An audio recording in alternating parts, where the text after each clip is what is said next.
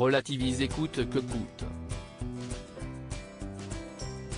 Il y a 1 an et demi, Florent Pagny annonçait qu'il était atteint d'un cancer à ses fidèles fans sur son compte Instagram. On m'a découvert une tumeur cancéreuse peu sympathique au poumon qui n'est pas opérable. Avait-il confié non sans émotion le temps d'une vidéo. S'il a été contraint d'annuler la tournée de ses 60 ans, le chanteur n'a pas voulu abandonner ses protégés en plein milieu de la 11e saison de The Voice. Une manière pour le mari d'Azucena Kamano de montrer sa détermination face à la maladie auprès de ses 2 talents, Ludacity et Nour.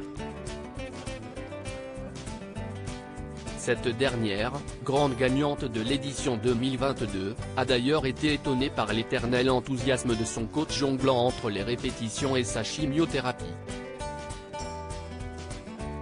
Quand je suis arrivé, il avait le sourire jusqu'aux yeux, très oui ça va bien.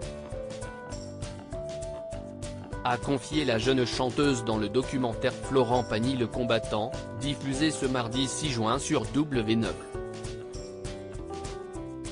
Alors qu'il commençait à perdre ses cheveux, Florent Pagny a préféré dédramatiser les choses. Il arrivait même à rire de la situation, « Je commence à perdre des cheveux, il y en a un peu partout par terre mais ça va ». S'est souvenue la jeune artiste de 17 ans.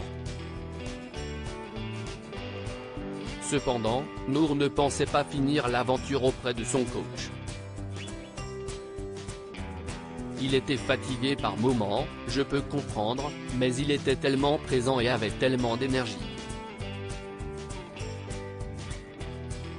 C'était un truc de ouf, a-t-elle confié touchée de voir le chanteur aussi heureux d'être auprès de ses candidats. Les moments qu'il passait avec nous on chantait, ça le faisait penser à autre chose, du coup on était trop heureux et on a vite oublié tout ça. On chantait et c'était génial. A-t-elle conclu avec tendresse. Supérieur à photo, Claudia Tagbo, Michel Siemès, Clémentine Célarié.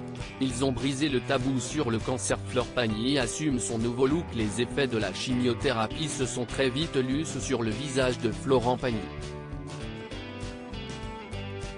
Lors d'une interview réalisée par Nico Saliagas, parue le 12 mai 2022 dans les colonnes de Gala, l'interprète de Savoir Aimer a évoqué sans détour cette nouvelle apparence.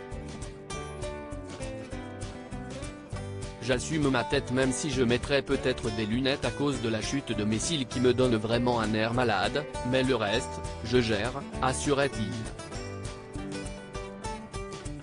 Avec le cancer, Florent Pagny n'a pas perdu uniquement ses cils, je n'ai plus de cheveux, plus de barbe, plus beaucoup de sourcils.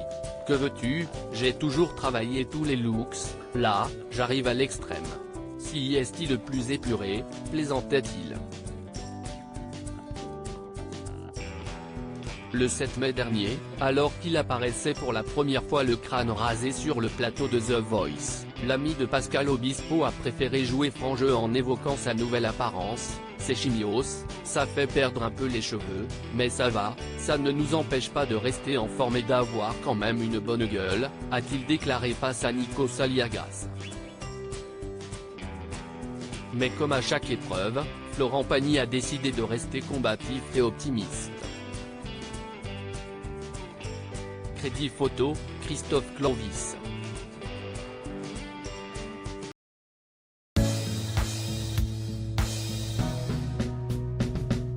But there's all times through the rough times I think